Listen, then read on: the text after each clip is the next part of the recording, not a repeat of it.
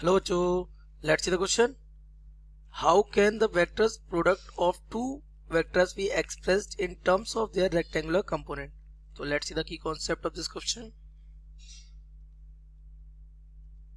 The key concept of this question is what are rectangular components.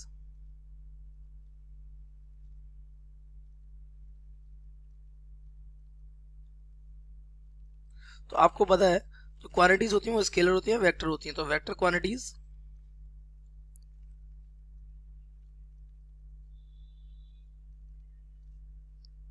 are those that has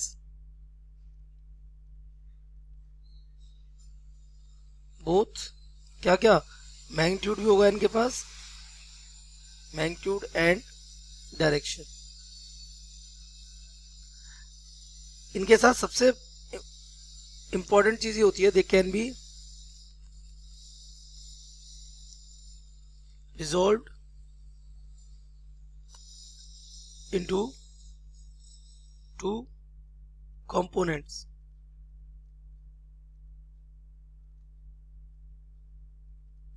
Which are perpendicular to each other. ये होता कैसे है? तो एक ले लेते हैं एक वेक्टर. ये हमारा क्या एक वेक्टर है, ओके.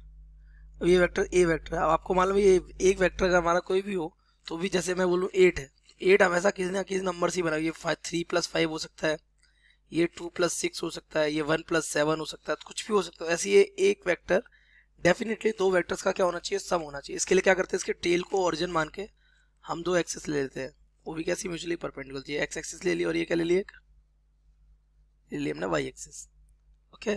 अब इसके बाद क्या करते हैं, अब ताकि एक एडिशन हो जाए, ए वेक्टर क्या हो जाए एडिशन कितने वेक्टर्स का, दो वेक्टर्स का. तो इसको डायगोनल बनाने के लिए हम क्या करते हैं, एक रेक्टेंगल बना लेते हैं, क्योंकि यहाँ पे 90 एंगल बनना है. तो यहाँ क्या बना लेंगे, एक रेक्टेंगल. ये इस पे परपेंडिकुलर, इस पे परपेंडिकुलर. तो एक वेक्टर ये, एक वेक्टर ये. देखिए ये बन गया हमारे वेक्टर. अब ये जो दो वेक्टर है, मान लिया ये वेक्टर ये वेक्टर, तो ये हमारा मान लिया इसकी लेंथ कितनी है ए एक्स, और एक्स एक्सिस की तरफ डायरेक्शन के लिए क्या लगाते हैं आई कैप. तो ये हो जाएगा ए एक्स आई कैप. और ये हमारा मान लिया कौन सा कंपोनेंट है, ए वाई. और क्योंकि वाई एक्सिस इधर क्या लगाएंगे जे कैप. तो आपका ए वेक्टर अब सम हो गया, क्योंकि देखो ये रेक्टेंगुलर हो गया ना, वाई पैरेललोग्राम मेथड.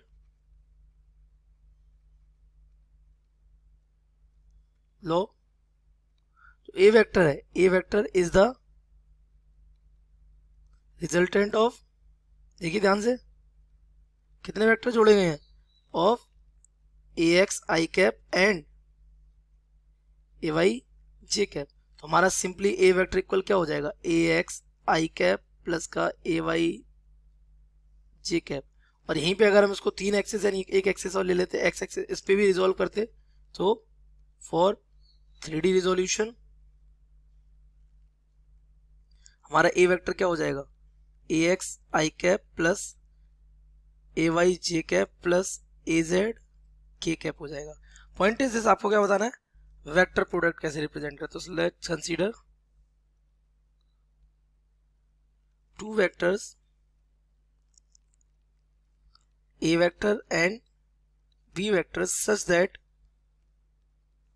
इनके क्या हो रखे हैं, कंपोनेंट हो रखे हैं. तो ए वेक्टर हमारा क्या है, ए एक्स, इसका एक्स एक्सिस कंपोनेंट कितना है a x, plus y axis component कितना है ए वाई, और जेड एक्सिस कंपोनेंट क्या है ए जेड, और ये के कैप आ जाएगा यहाँ.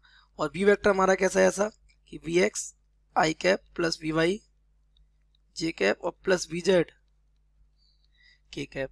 आपको चाहिए क्या, a vector cross b vector. तो तरीका ये है, a vector cross b vector is given by our determinant. इससे एक डिटर्मिनेंट बनाते हैं. इस डिटर्मिनेंट में जो हमारी पहली रो रहती है वो रहती है आई जे और के कैप से.